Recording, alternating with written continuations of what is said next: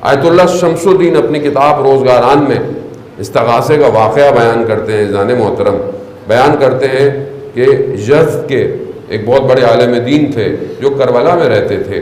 وہ کہتے ہیں کہ میرا جو ہے وہ ایک رشتہ دار تھا، میرے چچا کا بیٹا شیخ علی، وہ خود یزد کا عالم دین تھا. اس زمانے میں لوگ ٹریول جب کرتے تھے، حج پہ جاتے تھے تو مختلف جگہوں سے ہوتے ہوئے جاتے تھے. تو کہتا ہے وہ یہاں آیا اور ہم نے کربلا سے اس کو خدا حافظ کیا. کافی عرصہ گزر گیا، کاروان واپس نہیں آیا. میں پریشان. جب کاروان واپس آیا تو میں نے کہا کہ وہ کہاں ہے؟ کہا کہ ہم نے وہ آخری دن ایک دن زیارت پہ گیا کعبہ کا طواف کرنے، ہم نے اس کا بہت انتظار کیا، ہم دیکھتے رہے مگر وہ واپس نہیں آیا. ہم سمجھ گئے کہ اسے جو اہل بیت کے دشمن ہیں انہوں نے پکڑ لیا ہوگا اور اس کو قتل کر دیا ہوگا. ہم اس کا سامان لے آئے ہیں اور ہم یزد کی طرف واپس جا رہے ہیں. میں بڑا پریشان. کافی عرصہ گزر گیا. میں نے ایک دن دیکھا کہ میرا دروازہ کھٹکھٹایا جا رہا ہے. جیسے ہی دروازہ میں نے کھولا تو میرا وہ رشتہ دار، وہ عالم دین باہر کھڑا ہوا. میں نے کہا تم یہاں کہاں سے آ گئے؟ تم تو مکہ میں کھو گئے تھے. کہا نہیں میں مکہ سے نہیں، میں یزد سے آ رہا ہوں. کہا تو یزد سے کیسے آ رہے ہو؟ تمہیں تو مکہ سے آنا تھا. کہا میں بھی تھکا ہوا آیا، مجھے اندر تو آنے دو، مجھے چائے تو پلاؤ پھر میں تمہیں بتاتا ہوں. خیر بیٹھا.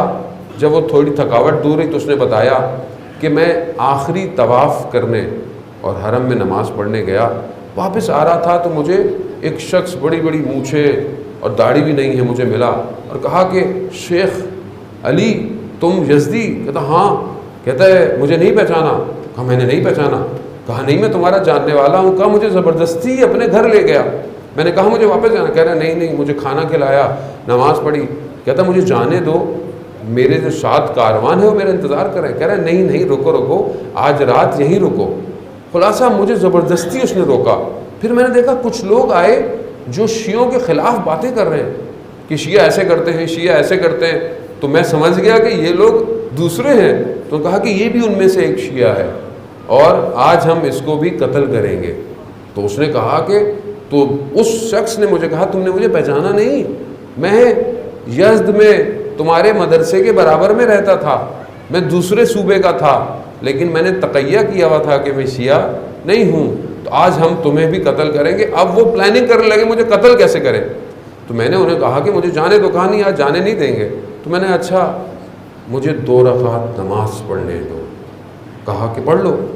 کہا میں یہاں نہیں پڑھ سکتا، مجھے صحن میں پڑھنے دو تاکہ میں خلوص اور اخلاص کے ساتھ پڑھوں.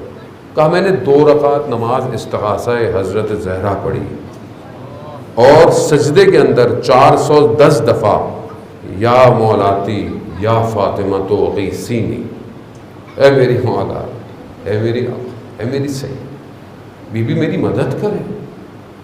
بی بی یہ میں نہیں چاہتا کہ یہ آپ کے دشمن مجھے اس طرح یہاں پر ختم کر دیں. کہا بس میں نے نماز پڑھی تو مجھے اچانک سے خیال آیا کہ میں چھت پہ چلا جاؤں اور چھت سے کود جاؤں. مولا نے میری سن لی تو مولا مجھے اپنے ہاتھوں میں لے لیں گے اور میں گرنے سے بچ جاؤں گا اور میں فرار کروں گا. جیسے ہی میں چھت پر گیا تو مجھے مکہ کے پہاڑ نظر نہیں آئے، کہاں غائب ہو گئے. اچانک سے میں نے دیکھا کہ یہ تو یزد کی پہاڑیاں ہیں. جب میں نے دیکھا تو میں تو اپنے گھر میں کھڑا ہوا ہوں. میں نے کہا میں خواب دیکھ رہا ہوں کہ بیدار ہوں، لیکن میں ویسے ہی اپنے گھر میں دیکھا رات کا وقت ہے، بچے سو رہے ہیں. میں نے اوپر سے چھت کا دروازہ کھٹکھٹایا، بچے گھبرا گئے. کہا کون؟ کہا میں تمہارا والد ہوں. کہا آپ تو مکہ گئے تھے. کہہ رہے دروازہ کھولو میں تمہیں داستان بتاتا ہوں. عزیزان محترم، ایک نماز استغاثہ مکہ سے واپس یزد لے آئی. ایمان چاہیے.